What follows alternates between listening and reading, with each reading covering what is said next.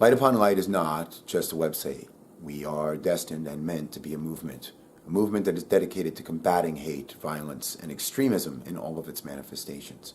You will find on this website the writings, musings, art, and creative expressions of an array of individuals who have all took it upon themselves to realize that in a day and age where we are confronted by intersecting and mutually reinforcing extremisms, by an age of polarization that continues to tear us apart domestically and internationally, and in an era we call the global war on terror, based upon a paradigm of a clash of civilizations, humanity in general is in need of a significant shift in consciousness.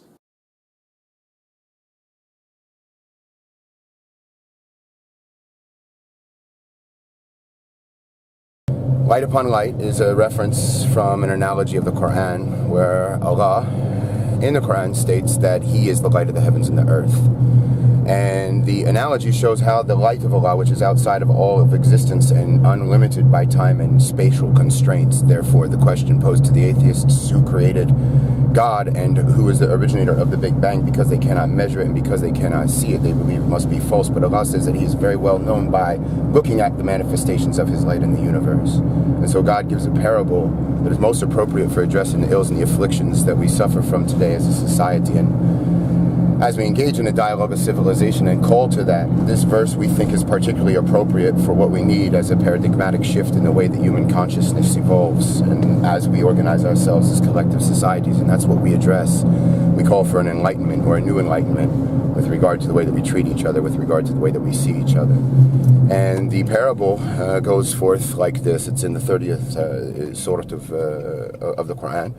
And after Allah says that He is the light of the heavens and the earth, He gives an example as if in the old days when the Arabs would live in nomadic villages and in little huts, the only way that you could get light was if you put a light in the corner on a little pedestal on the top left-hand corner of the room, almost like an artist has to have a point of perspective. There was a niche in the room that allowed the light to reflect so that people could see when they lit a candle. And Allah says that His light, its origin is as if it's a niche in the room of a hut or in the room of a black building. So before there was Allah's light in the niche and He manifested His light, there was nothing but darkness. And in that niche, He says He has put a lamp, and He has enclosed that lamp in a glass. And this is a representation for the universe that is ever expanding, which the Qur'an affirms that the universe is always expanding, and it affirms that there was an origin, that God says that we were all together, and He said boom, and it was, and it clove asunder, and then it developed, and then He says every living thing is created from water, but without light there is no water.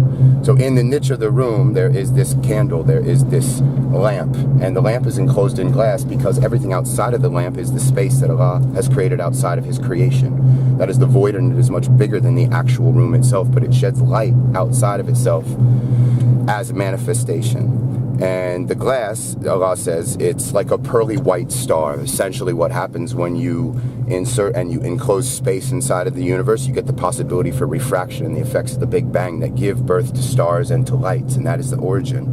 The suns of the galaxies, and particularly the Milky Way in our particular situation. But what we really appreciate and call to and comprehend and think is most important is that Allah says that this star that is inside of the glass is lit like from a blessed olive oil. And He describes that olive oil. You see olive oil, you can see the spectrums of all light. If you dip good high quality olive oil, it's like a prismatic color scheme.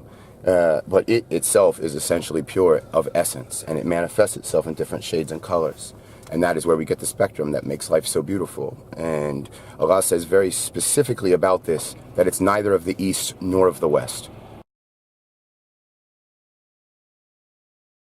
The fact that Allah says that it's neither from the east nor the west is where the basis of the light upon light conception comes from.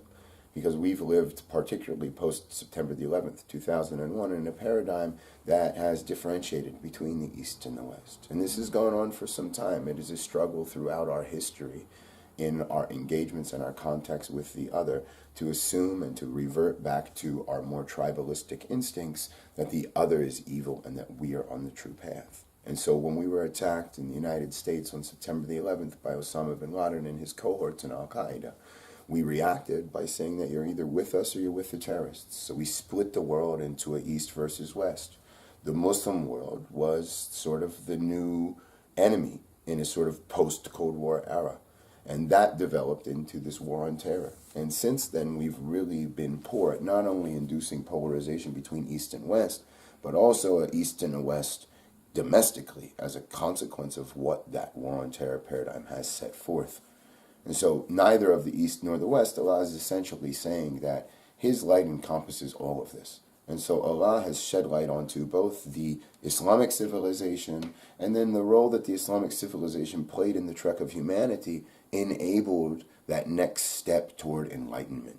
And so it's not just for the Muslims that only the religion of Islam can give a basis upon which we can develop dialogue and contact with the other, because ultimately for most of the minds, it is also about establishing an Islamic system. And in the West, the Western civilization is superior, and therefore the values and the ethics and the practices and the consumerism and the realistic or realpolitik that it advocates are something that should be promoted and developed. The two are not different. And that's essentially what Allah is saying. He's saying the clash of civilizations model of East versus West is essentially a false one.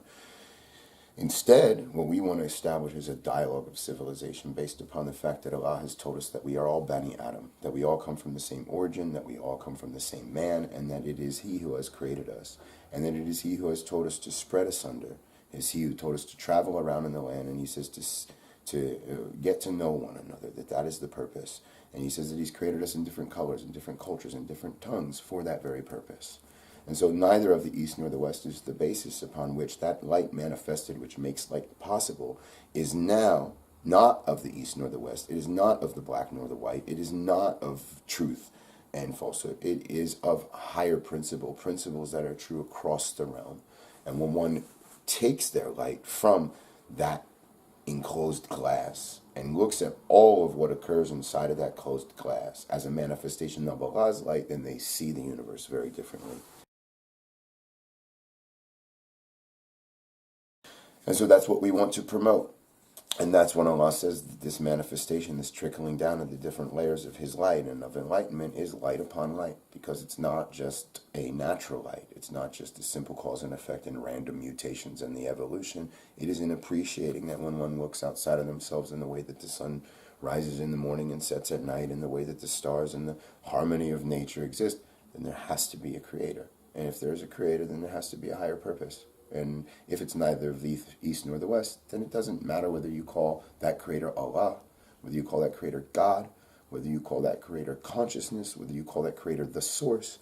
It is understanding monotheism and the ultimate cause, and identifying that, looking at whatever occurs inside of that limited understanding of light that is the universe, that limited understanding of the light that makes it possible for one to be enlightened inside of themselves, then it's light upon light. Because it comes from the proper source, it has the proper comprehension. We're not promoting religion, we're promoting consciousness, we're promoting spirituality. That's the true message of Islam. That's the true message of all enlightened thinkers. That's the true message of the philosophers throughout the era. And it's something that we need to establish. And that is essentially what light upon light paradigm is. And it is the basis upon which we develop the three fundamental principles that Parallel Networks incorporates in its programming and in what we do with our engagements. The promotion of a global democratic identity is neither of the East nor the West. Creative pacifism is a reversion to understanding the consciousness that is induced when one becomes in awe of the fact that the world is majestic and that life is an opportunity to do something, that we're driven not by the simple acquisition of goods, that we're driven by higher principles, that humanity all has an intrinsic drive to do something special with their life, to contribute to something, to advocate for something, and to leave a mark, a legacy. And that's something inherent in all of us. We all want to do something with our lives that are important and significant. But now that we're living in an age of polarization, hate, and extremism, all of which are combating and intersecting with each other in ways that are indicating we could go through civilizational decline, we need to have a promotion of enlightenment. And that is the source that takes us to enlightened humanism, which is the basis upon which we can establish a system inside of light upon light that addresses extremism here in the United States, but it also has reverberations that can be shots fired all around the world.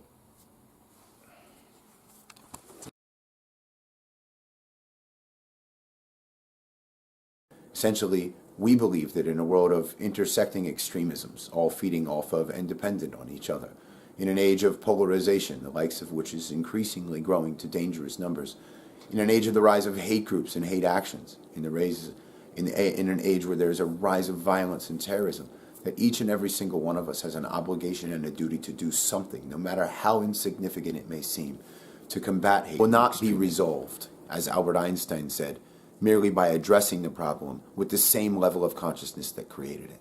Instead, Light Upon Light calls to a paradigm shift in human consciousness. We are learning more and more about the role that empathy can play in overcoming hate and in creating a world full of compassion and tolerance for the other.